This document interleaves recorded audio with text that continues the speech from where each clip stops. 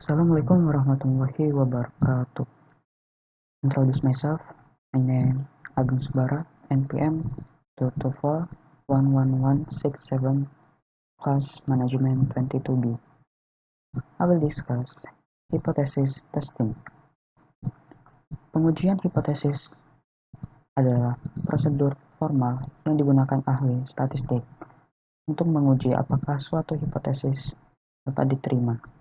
Ini digunakan untuk mengetahui apakah hipotesis utama benar atau tidak.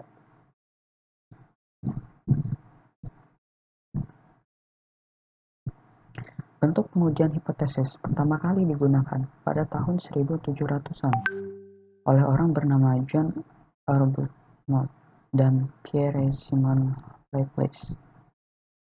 Mereka berdua menganalisis rasio jenis kelamin manusia saat lahir. Di dunia modern, pengujian hipotesis sering digunakan dalam penelitian dan juga merupakan metode penting dalam pemasaran online. Contoh pengujian hipotesis yang digunakan dalam pemasaran online adalah mengevaluasi kinerja klik tayang dalam dua kampanye pemasaran yang berbeda. Sasaran pengujian ini adalah untuk menentukan apakah terdapat perbedaan signifikan pada rasio klik tayang antara kampanye 1 dan kampanye 2. Untuk menentukannya, suatu tes dipilih dan kemudian hasilnya dihitung dari rumus tertentu. Berdasarkan hasil dari kedua kampanye tersebut, sebuah kesimpulan akan diambil dari hasil tersebut dan Anda akan menentukan apakah terdapat perbedaan yang signifikan antara kedua kampanye tersebut atau tidak.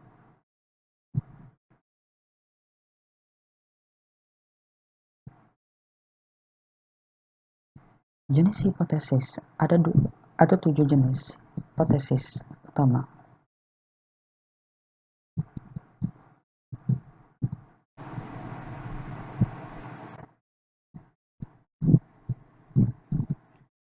Sasaran pengujian ini adalah untuk menentukan apakah terdapat perbedaan signifikan pada rasio klik tayang. Jenis hipotesis ada 7 jenis hipotesis utama, yaitu hipotesis sederhana. Hipotesis sederhana akan mencerminkan hubungan antara dua variabel bebas dan variabel terikat. Hipotesis kompleks. Hipotesis kompleks mencerminkan hubungan antara dua atau lebih variabel independen dan dua atau lebih variabel dependen. Hipotesis kerja atau penelitian. Hipotesis kerja adalah usulan solusi terhadap suatu masalah sampai penelitian lebih lanjut dapat dilakukan atau ide yang lebih baik muncul di benak. Lalu ada hipotesis nol. Hipotesis nol adalah hipotesis yang menyatakan tidak ada hubungan antara kedua variabel. Lalu hipotesis alternatif. Hipotesis alternatif menyatakan adanya hubungan antara kedua variabel. Ini kebalikan dari hipotesis nol. Lalu ada hipotesis logis. Hipotesis logis adalah hipotesis yang diverifikasi oleh bukti logis. Hipotesis statistik. Hipotesis statistik adalah hipotesis yang diverifikasi secara statistik. Ini adalah metode inferensi statistik. Bagaimana menguji hipotesis penelitian? Biasanya menggunakan pengujian hipotesis ketika membandingkan dua kelompok atau lebih. 4 langkah pengujian hipotesis adalah 1. Tentukan hipotesis. Nol hipotesis. Nol berupaya menunjukkan bahwa tidak ada variasi antar variabel atau bahwa satu variabel tidak berbeda dengan rata-ratanya. Ini adalah pernyataan tidak adanya pengaruh antara dua faktor atau kelompok atau lebih. Jika melakukan penelitian, peneliti biasanya tertarik untuk menyangkal hipotesis. 0. 2. Tentukan hipotesis alternatif. Hipotesis alternatif adalah kebalikan dari hipotesis nol, menyatakan bahwa terdapat perbedaan antara kedua variabel tersebut. Seringkali peneliti tertarik untuk membuktikan hipotesis alternatif. 3. Tetapkan tingkat signifikansi signifikansinya. Tingkat signifikansi adalah kemungkinan ditolaknya hipotesis nol pada hipotesis itu benar. Tingkat signifikansi biasanya ditetapkan sebesar 0,054. 4. Hitung statistik uji dan nilai. Yang sesuai statistik uji dihitung menggunakan rumus dengan mean dan deviasi. Statistik diuji biasanya menguji antara variabel atau kelompok pembanding. Nilai P ditentukan dari hasil statistik uji. Nilai P adalah probabilitas menemukan hasil observasi ketika hipotesis nol benar. Bagaimana menafsirkan hasil pengujian hipotesis?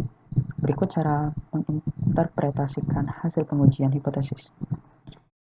Evaluasi hasil tes dan terapkan aturan keputusan Anda, bergantung pada nilai statistik uji. Tolak atau terima hipotesis nol. Contoh uji hipotesis.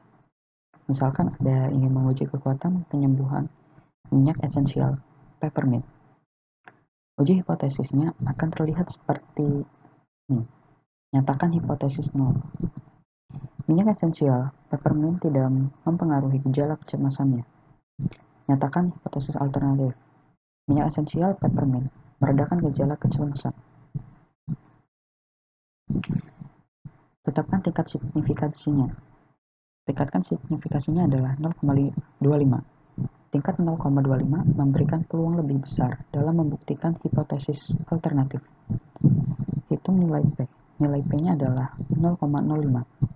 Simpulan uji hipotesis satu kelompok orang diberi minyak esensial peppermint dan kelompok lainnya diberi placebo. Anggota kedua kelompok melaporkan sendiri tingkat kecemasan mereka dan perbedaan antar kelompok signifikan secara statistik dengan nilai P 0,05. Nilai P jauh di bawah tingkat signifikansi 0,25. It was concluded that this study supports the alternative hypothesis. Peppermint essential oil can relieve anxiety symptoms.